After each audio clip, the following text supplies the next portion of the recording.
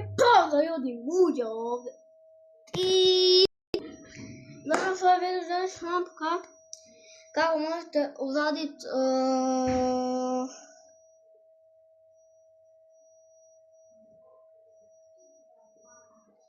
ovako postavu. Isto kao onaj džin.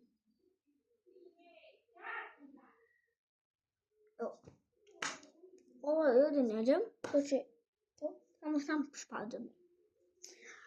Prvo uradite ovako i na ovu lagano i samo ovo tu i ovako. Ide to lagano.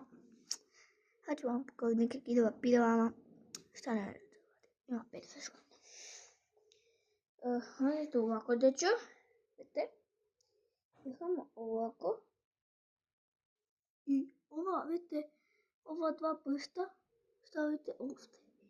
I onda ovaj mali, vidite, ovaj mali stavite na isto ovaj mali, vidite. I eto.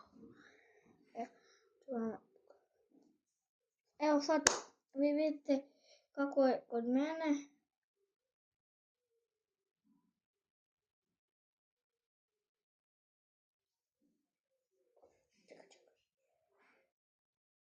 Možete i ovog, a ne ovaj vama.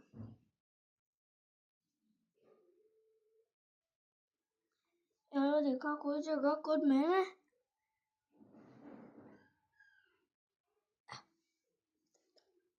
I vidim da ga vidim. Ćao!